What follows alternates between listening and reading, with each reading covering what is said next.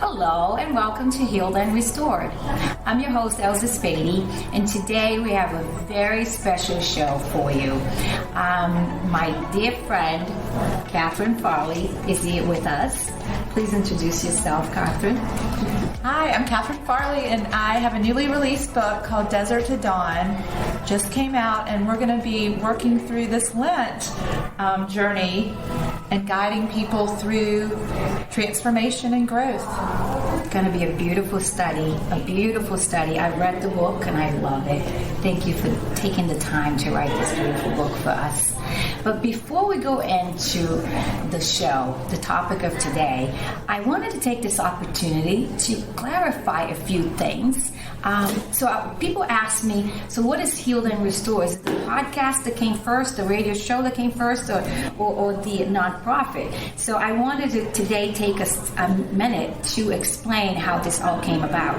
So Healed and Restored, the nonprofit organization, was created about a year and a half ago, and it's a beautiful ministry that has its mission to help all women heal from all types of trauma, including sexual abuse, sex trafficking, all of that. And our goal is to have a home, welcome them to stay with us for a couple of weeks, a couple of months, as long as it takes for them to heal body, mind, and spirit. So yes, the nonprofit came first, and then about a year ago, David Pampagino, a radio show, and I was blown away at the opportunity. And if you agreed that the show is going to be called Healed and Restored, and it's just another opportunity for us to spread the word about Healed and Restored, that I'm good with that. I'll go for it. I know God will make the time and all of that. And David wonderfully said, yes, go for it.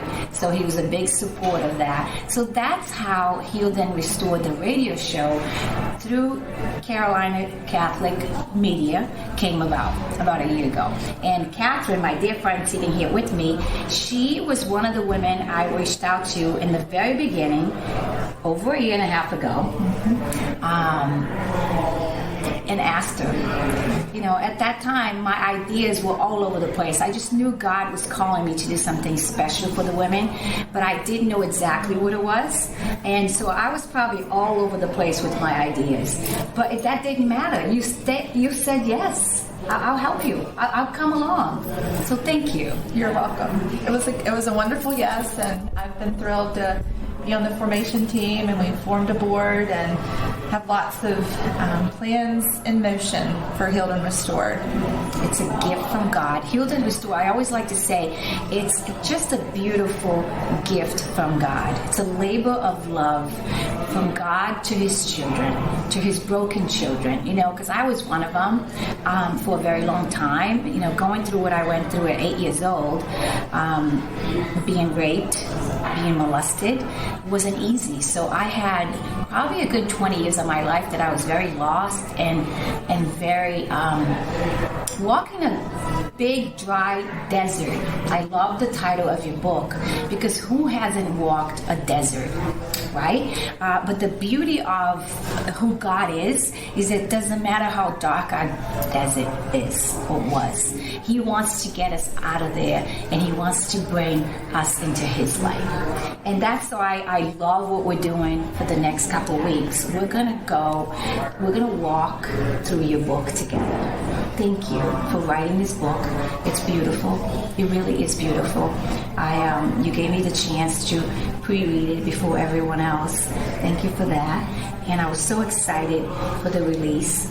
And I know this book is already helping a lot of people.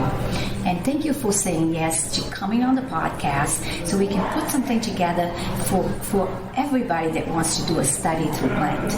This is a Lenten journey for men and women, right? We're going to walk together. Absolutely. So Elza, I wanted to share a little bit with our listeners about my story in the desert. About 10 years ago, in my early 40s, I had a season where I had significant anxiety and panic disorder, and ultimately was diagnosed with PTSD.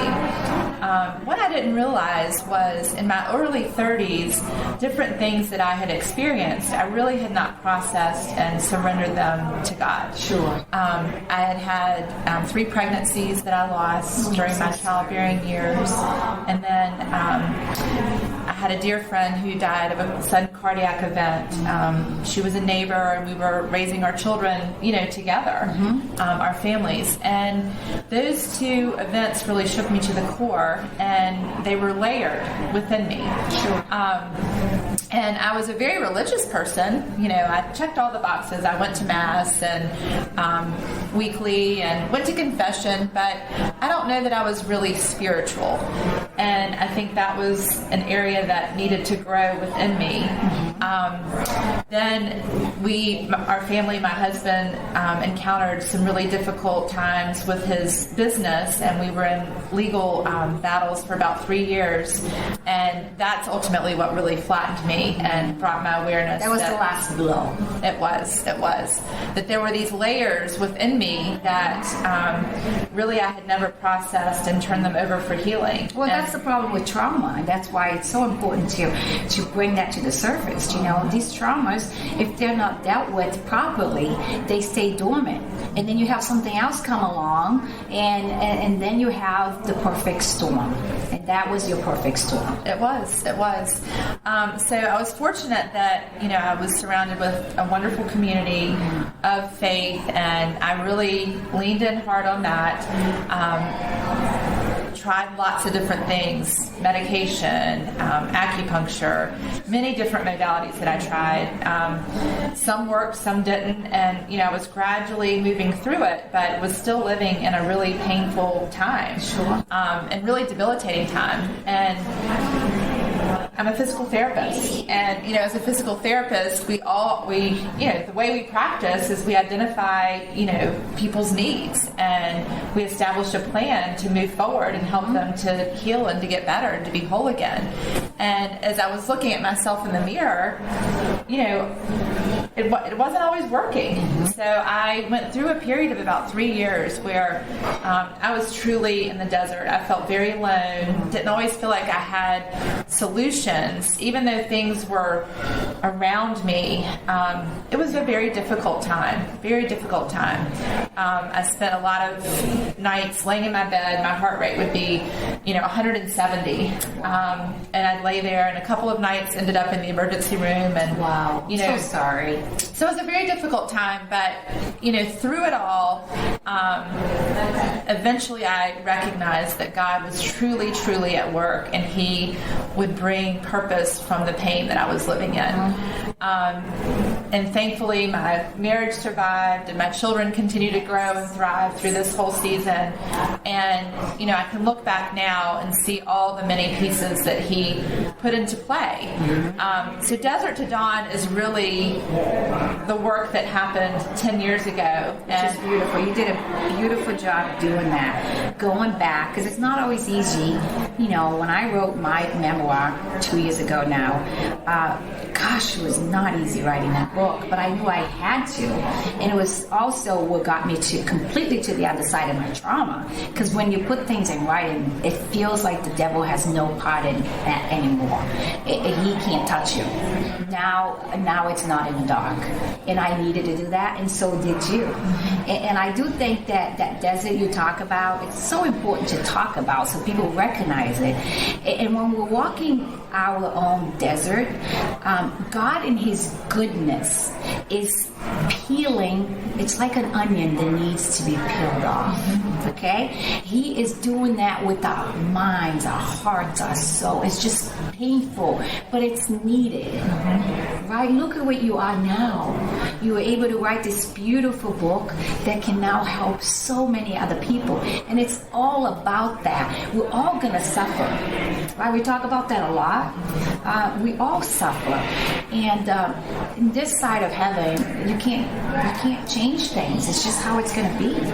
But the worst part of suffering is not suffering. It's actually suffering alone. And when you have something like this, then you can present it to other people and say, hey, I suffered. I know you suffer too. And I put this together to help you on your journey. That's what's beautiful. Thank you. Yeah, I think so often our stories are a place to connect with others. Yes. I know ever since I've shared, that I've suffered with anxiety, and I think it's very common in today's world with all that we encounter. There have been countless people that have said, well, what did you do and how did you handle this? And, Sure. I think that if you feel called to share the things that you are challenged with, it can ultimately help others and bring together a community and brings, as I mentioned earlier, it brings purpose from our pain. And often, I had a friend say recently to me that our test becomes our testimony. And I think it truly does. That's very true. I agree with that. I think that it's from those places and those dark places, those hurting places, that we can actually make a difference. It's not the everyday, everything's perfect, you're looking great and you're going on vacation and your life looks perfect. That's not how you help other people. Right. That's why social media right now, there's like a mixed message, you know what I mean? Where people only show the perfect side of their lives. If you're going through a tough season, you might look at that and go, I'm the only one that doesn't have a perfect life. Right. But we all know that that's not true. Absolutely. It's just the social media now, it's really like that place where people feel like they only put the good things. And that could be for people who are suffering and are going through tough times, that could be very difficult. Right? So I'm a person that I try not to go there too much and look at my family, look at me, look where we're going. Because I've been there. I've been there where I was so down in the dumps that it's not easy. Right? So we need to be conscious that there are a lot of people suffering too. And with social media, maybe we need to relearn how to deal with social media and how to use it properly. Right. That's another show. We often don't know what may trigger people. When people see something and people have experienced, a trauma or a deep hurt, we don't know oftentimes what may trigger them to relive that. And, I think, as described in the book, when you look at what a desert can be to someone, it's not always attached with something negative. I think a lot of times the desert is a place where we can be in solitude. And solitude often is, attached to loneliness or alone time. And truthfully, until we get ourselves in a space where we can be alone and we can be in solitude, we really can't hear the voice of God. So true. So the one thing that I encourage people in Desert to Dawn is that, don't be averse to the time in the desert, because the time in the desert may be the most fruitful and powerful time in your life. Absolutely. I agree with that 100%.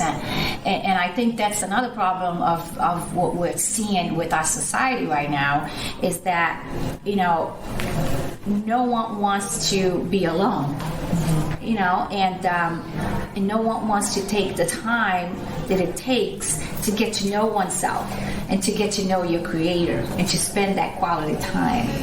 So therefore, we're busy running around, but we're never getting to the bottom of anything. Right. Especially our wounds. Yes. And as I mentioned, I was religious. So from the outside, you would have thought, oh, well, she goes to Mass and she does, these things involved with her church community.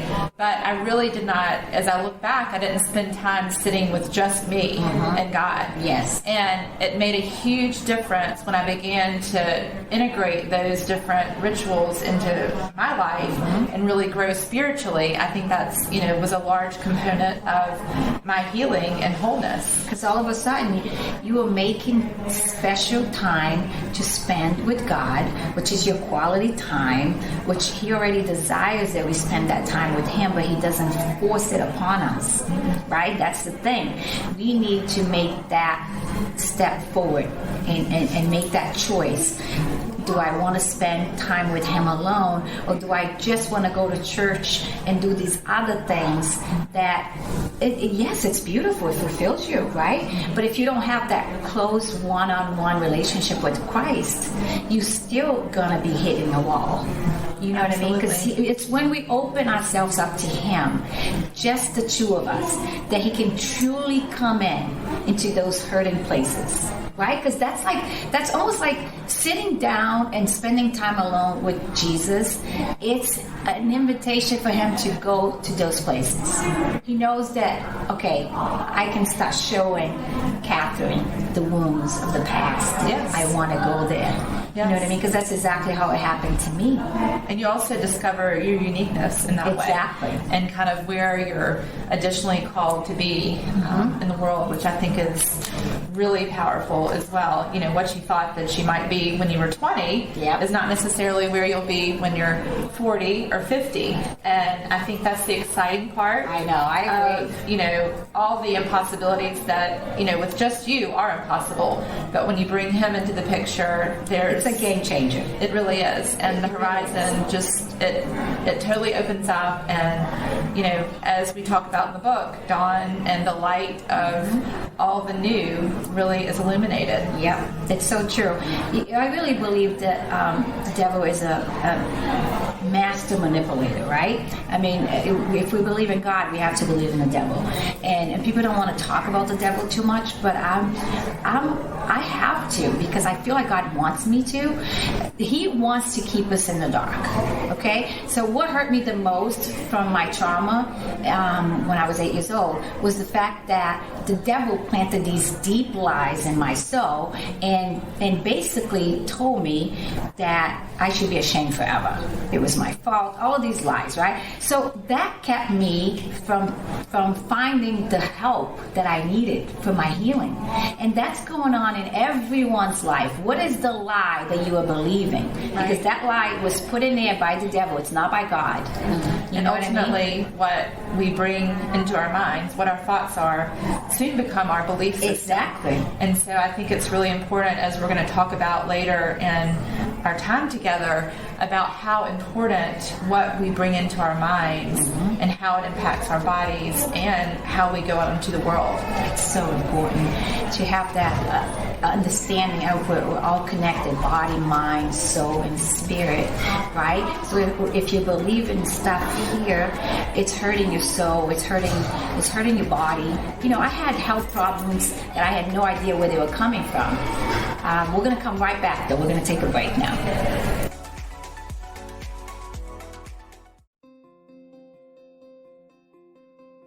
My name is Christine Wisdom.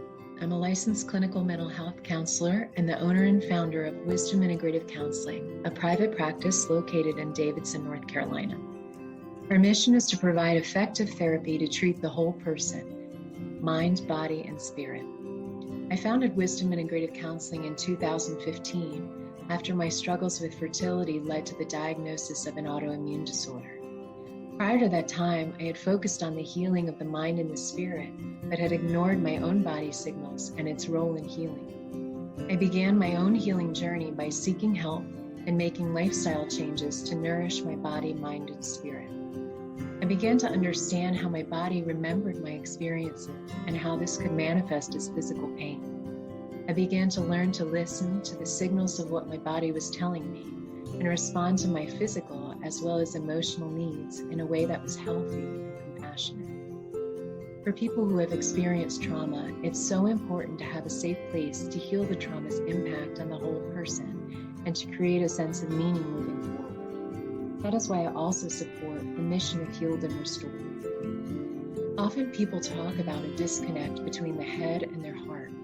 This practice was born out of a deep desire to provide a safe place for others to experience healing for all their parts and to find a greater sense of freedom and connection in their lives. Our counselors help clients to identify the root cause of their struggles by combining evidence-based clinical treatments and the wisdom of divine position. We have Catholic counselors that specialize in working with children, teens, adults, couples, and families, treating issues ranging from trauma, depression, anxiety, addiction, grief, miscarriage, marital issues, and many more. If you are struggling, please know that you don't have to go through it alone. If you'd like to find out more about our counselors or to schedule an appointment, you can find us at www.wisdomintegrativecounseling.com.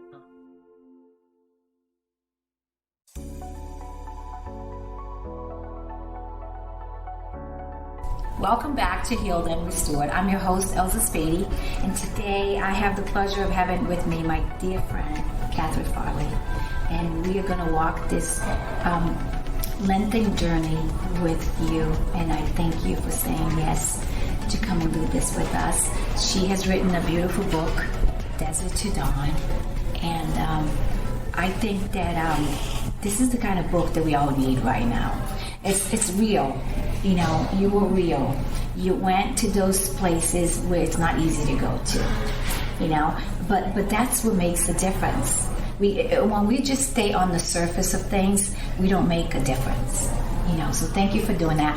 But I also am very excited that I have a few friends, dear friends, that decided to stop by today and spend some time with us. So we have Pat Mabel. Ida is Valmacida. Leslie. Coming by.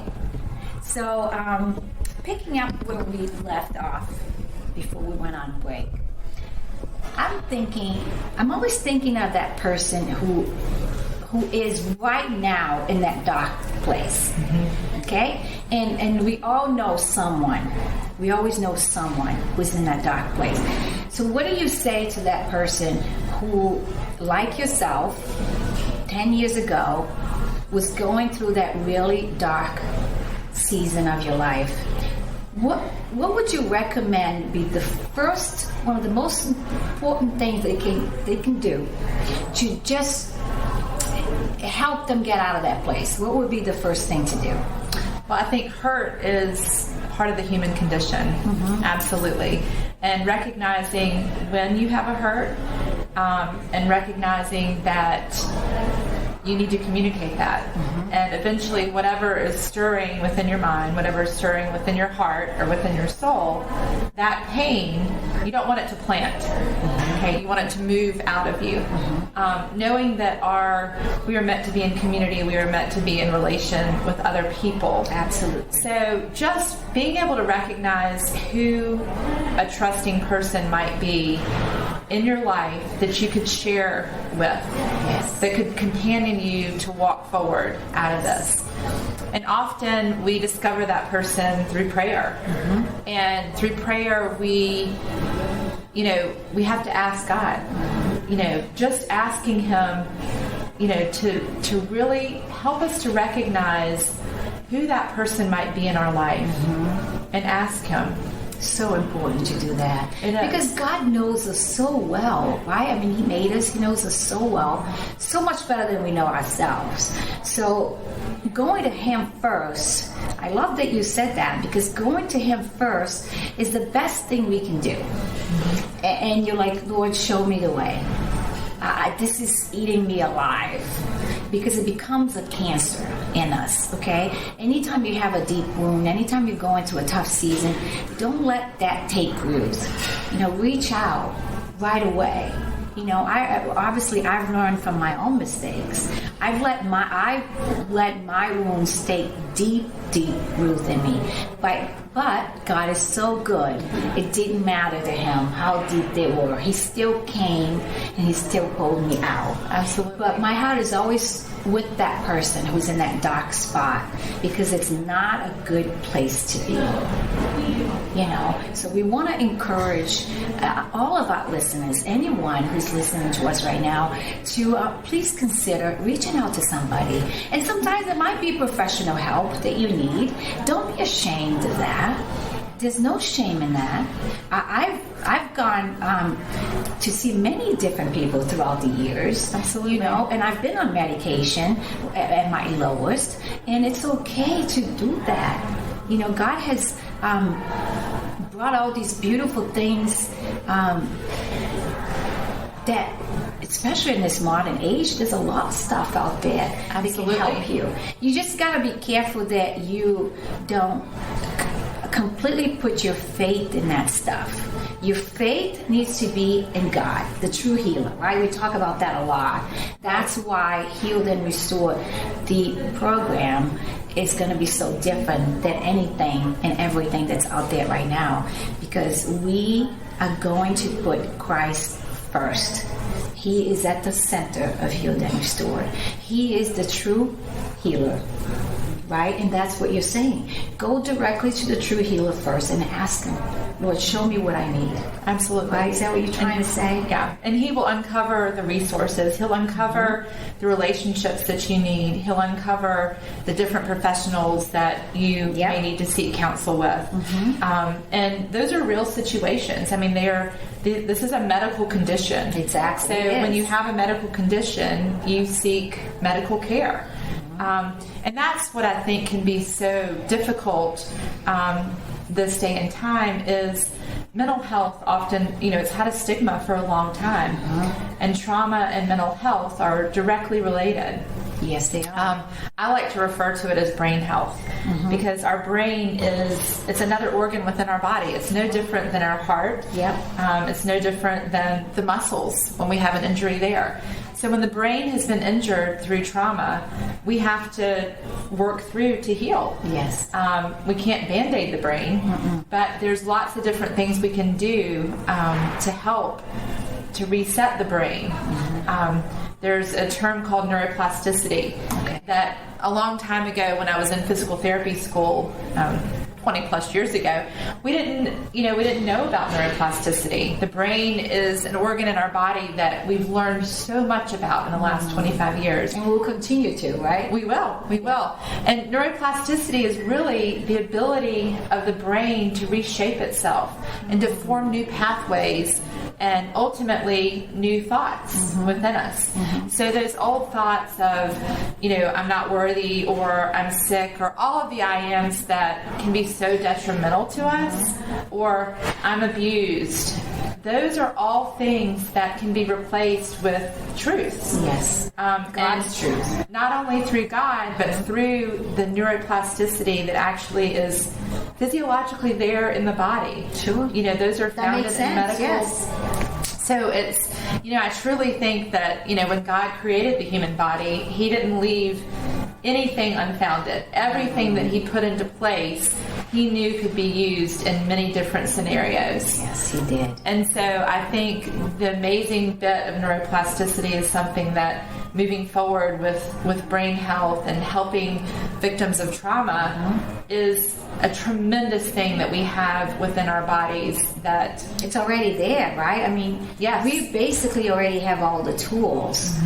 We just don't know where to start most of the time. And without a community, that's why, again, it's so important that we're building a community type of residential healing program where the women will walk in community with other women and have women there helping them that understands, that that's not an easy walk.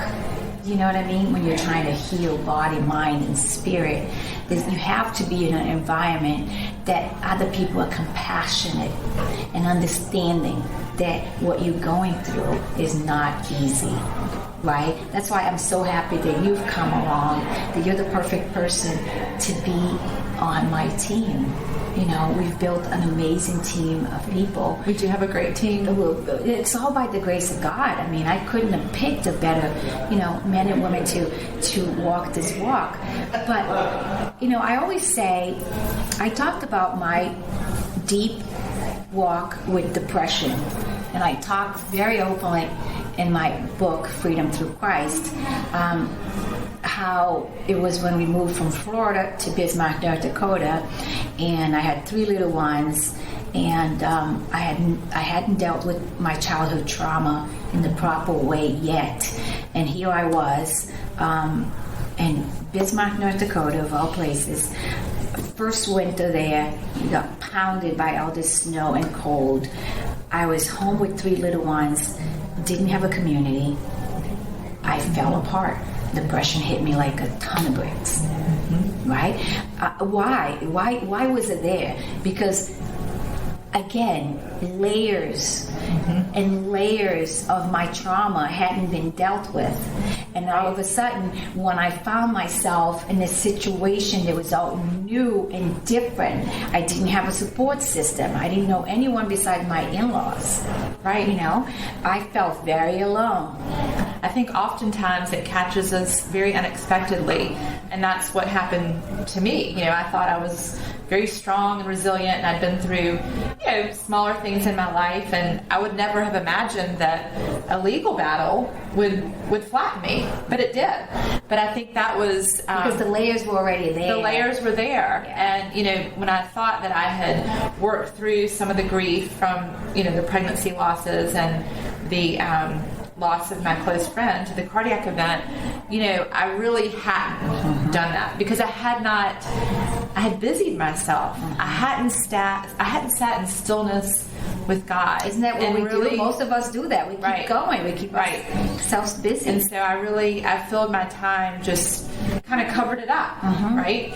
And so I stayed busy and thought, oh, you know, moving forward. I'm moving forward. And I'm strong enough and I can do this, which is another lie, right? I mean, yes, we can do it, but we cannot do it alone. Right. Right? We need God first, and then we need our community. We need our community to help us walk those walks. And I now compare mental health and all of this stuff, depression, everything you described that you went through. Think about this. When someone has cancer, the whole community rallies around that person, right? And rightfully so. You find beautiful support system. If your girlfriend or your mom or your sister has cancer, and then someone has sick with their soul, because I feel like depression, all of this PSD that you talk about, post-traumatic disorder and all of this is really something that goes deeper. It's like your soul is hurting. It's bleeding. Okay? But because there's such a stigma, you tend not to talk about it, and not talking about it doesn't help you heal. So our job, I think the biggest job we have ahead of us for the good of the people that we're going to be serving is to try as best as we can to break down those barriers with the stigma that's out there associated with mental illness, all types of mental illness. Yeah, I think that's definitely coming to light right now in our society. I mean, COVID has been a really tough thing, but I do believe that there are some silver linings, and I think that, you know, people's mental health and people's brain health has really been impacted over the last couple of years, more so globally than any other event. Oh yeah, that's definitely. And so I think that I'm looking forward to, you know, communities putting more resources into educating people. There are other authors that have written books, different psychologists that have written books, about the importance of our brain health and how the body, one in particular is the body keeps the score. And I think that, to your point earlier, Elza, you know, what goes through our brain eventually lands into the body. And another great psychologist has written a book that's been recently released called The Awakened Brain. Lisa Miller has done amazing studies on the intersection of spirituality and health, and she's really bringing that to light and showing how when we, you know, are spiritually engaged, the tremendous health benefits that come from that. They've done studies through Harvard that are showing that the incidence of depression and the incidence of suicide even declines by rates like 30 to 50%. That is incredibly significant. So just things that we have, you know, in our fingertips. Spirituality is is here and now always. Yes. You don't have to seek it out.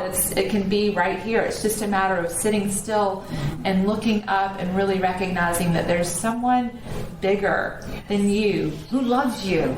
that's in control of things. Yes. And I think that when we recognize that bringing him into the picture can really make things exponentially better and can prevent a lot of the problems that we encounter every day, it's simple. It's so right. true. There's some simple things that we can do to engage in quiet time with him, in communication with him, that will be incredibly impactful on us as individuals. And then as we become healthy and more vibrant, it spreads into the community. It's a ripple effect. It is a ripple effect. And I see that that's one of the good things about this whole pandemic. It has made a lot of people realize how much we need community. For everything, for everything.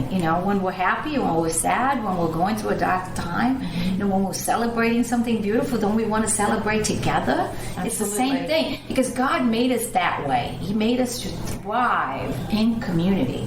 He didn't make us to suffer alone, to walk these dark roads alone.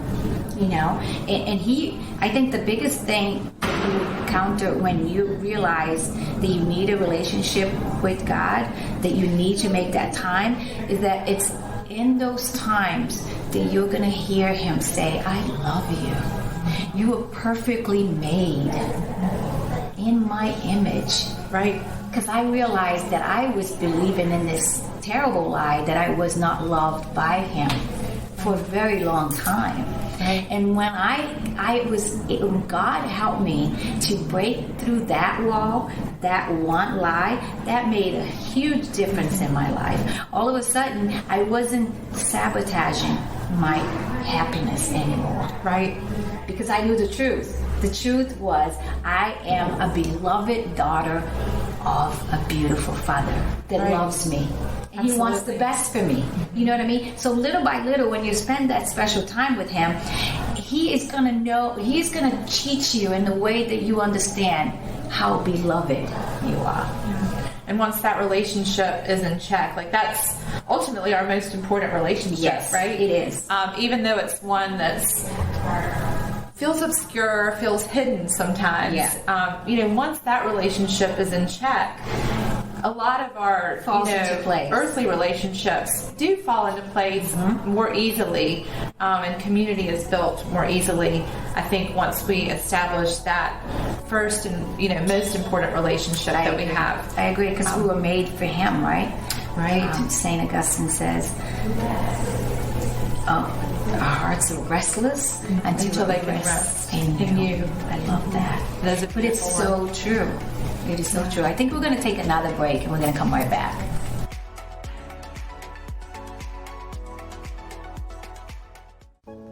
2022 is bringing many new and exciting changes to our Carolina Catholic Apostolate, built to communicate how to better learn, love, and live our Catholic faith. We begin with our name change to Carolina Catholic Media. This reflects the expanded scope of Carolina Catholic Radio to include the development of our podcast, streaming, social media, YouTube, and direct marketing platforms. 2022 is a very important year for the Catholic Church. As a result, Carolina Catholic Media will feature more local news, information, and conversation to reflect what's happening now and how it impacts our local Catholic community. Throughout the year, Carolina Catholic Media will showcase our Catholic schools and homeschools, the Charlotte Diocese 50th anniversary, and the 2-year worldwide synod process that begins on the diocesan level. We encourage you to get involved, join us, and catch the spirit. The Carolina Catholic Media Apostolate is a 501c3 nonprofit. We are 100% funded by you. Please consider a donation, monthly tithe, or business sponsorship to support our mission and vision to spread the truth of Jesus Christ and our Catholic faith across the Carolinas. Thank you for discerning a role in our apostolate. May God bless you abundantly.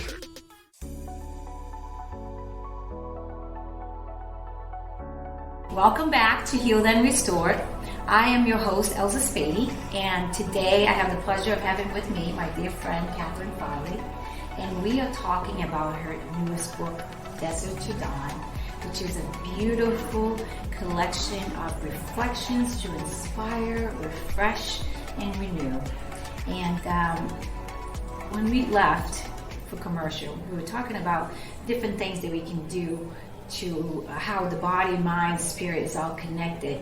Now let's try to talk about how we find a space in our home, in our bedroom. What do you look for when you want to center yourself and place yourself in that position where you can receive from the Lord?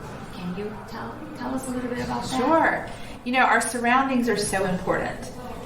The people that we're surrounded with, the colors that we're surrounded with, the comfort of what we're even sitting in. Yes. They impact the sensory systems within our bodies. The smells that we encounter, what we taste, what we feel, what we hear. Those are all things that impact our experience. That's so true. And what I've encouraged people to try to do in the book is to set what I call a sacred space in your home or somewhere in your environment, something that you can use regularly. What we find is, we talked about neuroplasticity earlier, the repetition is so important when you're retraining the brain and retraining the body to focus on the positives, right? When you're recovering from trauma, it's important to bring peace and presence into your mind and your body. So that sacred space can be part of that repetition and reliance upon that space can be really important. So for me, I actually have a spot in my living room. It's a really comfortable chair. I have a candle there. I have a Bible that sits open there. And I have some other sacred items that remind me of God that are there. So I think it's very individualized for different people because everyone has unique things that are meaningful to them. Very true. Yeah. Often people have important people in their lives that maybe remind them of the beauty of the gifts that God has given them. So a photograph, right? A photograph can be a really neat reminder. Even a photograph of an important moment. Maybe it's your baptism, or it might be, your wedding, or your immediate or extended family. Those are all things that can remind us of the many gifts that we have received from God. Likewise, I think nature can be so important. Oh, yes. And that is nature was the catalyst for what brought about all of the paintings that are inside Desert to Dawn. They're beautiful. They are. Julie Barnett, she's an artist in Charlotte, North Carolina, and she graciously, when I asked her if she'd be interested in helping me with this project, she had an immediate yes. And so that was really one of those exciting moments where I knew that God was saying, okay, move forward with this project because you have all that you need. Exactly. I'm not artistic, and I truly believe that we can all come together with our unique gifts and make things happen, and that's what happened with Julie and I with Desert to Dawn. She was definitely your little angel sent by God. She certainly was. So we co-created, Desert to Dawn. My words wouldn't be what they are without her art, and I think that it's a collaboration. It's a beautiful. It's like a beautiful painting coming together. It is, and it's so important what you just said about finding that space. That it becomes your sacred space. Right? I think because, especially nowadays, when we all have very busy lives, right? We're going, and everybody is in that same boat. It's like it feels like if you slow down, there's something wrong with you, right? So it makes it difficult for us to slow down. So these things are like tools. That's what we're going to talk about. Different tools that you can bring in and use to help us just disconnect from the noise that's out there. And especially now, Lenten season is one of my favorite seasons because you're forced to slow down. It's almost like God is saying, okay, put the brakes on. This time is a time that I want special time with you. I always feel like that. Just before Lent it's like you're going on a long retreat with the Lord.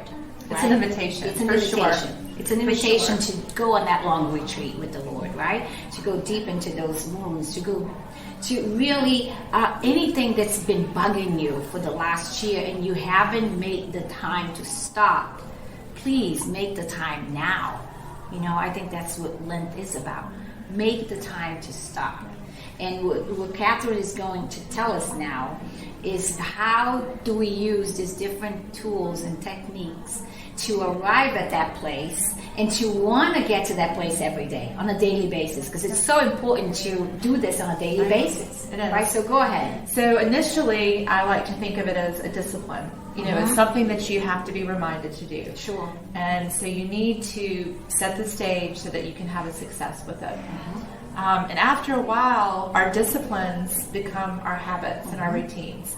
And eventually, our habits and routines become something we crave. Yes. I mean, I know when I walk down the steps in the morning, I just kind of migrate over into the living room because I know that that's my your spot. Yeah. And it's really my spot where I know that I can start the day peacefully and kind of with a good perspective. And, that is what I love to encourage people to create for themselves, is a routine that will serve you. Yes. And it's unique to you. Some people like to do it while they're walking in the morning.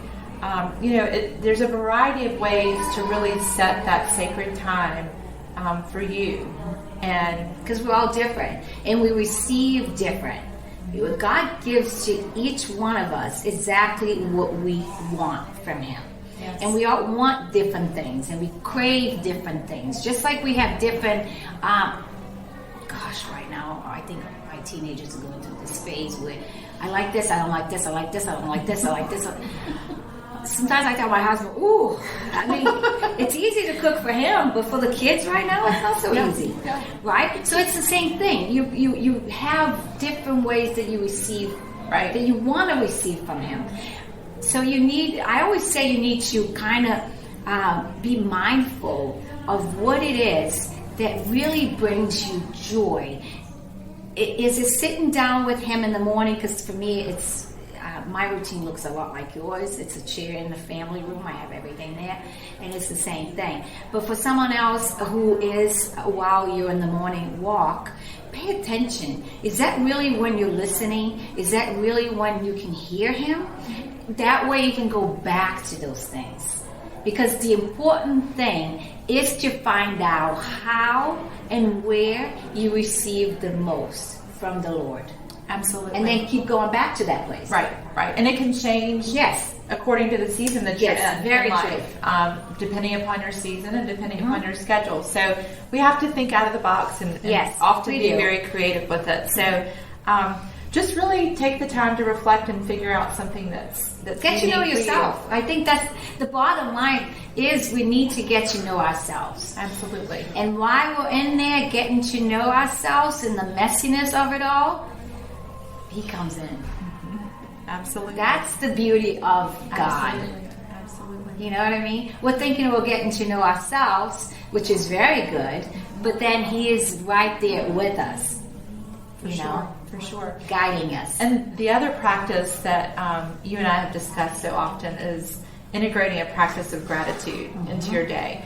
And that can look different for different people as well. Some Very people, true. like to begin the day and, writing down and reflecting on the many gifts that they've been given. Other people enjoy doing it at the end of the day. I have found sometimes when I'm on the go, I can even pause for a little while and kind of count on my fingers. That's beautiful. I've found myself, I love to run. And when I go for a run, often at the end of my run, I'll just take both of my hands and kind of hold them in a position and list 10 things that I'm grateful for. And it really sets, your mindset to a framework of, what? I can focus on what I have, not on what I don't have. Yes, it's so true. And it's very fulfilling when you can focus on those things. I totally agree. Okay, I think we have to take one more break and we're going to come right back. Thank you. 2022 is bringing many new and exciting changes to our Carolina Catholic Apostolate, built to communicate how to better learn, love, and live our Catholic faith. We begin with our name change to Carolina Catholic Media. This reflects the expanded scope of Carolina Catholic Radio to include the development of our podcast, streaming, social media, YouTube, and direct marketing platforms. 2022 is a very important year for the Catholic Church. As a result, Carolina Catholic Media will feature more local news, information, and conversation to reflect what's happening now and how it impacts our local Catholic community. Throughout the year, Carolina Catholic Media will showcase our Catholic schools and homeschools, the Charlotte Diocese 50th anniversary, and the 2-year worldwide synod process that begins on the diocesan level. We encourage you to get involved, join us, and catch the spirit. The Carolina Catholic Media Apostolate is a 501c3 nonprofit. We are 100% funded by you. Please consider a donation, monthly tithe, or business sponsorship to support our mission and vision to spread the truth of Jesus Christ and our Catholic faith across the Carolinas. Thank you for discerning a role in our apostolate. May God bless you abundantly.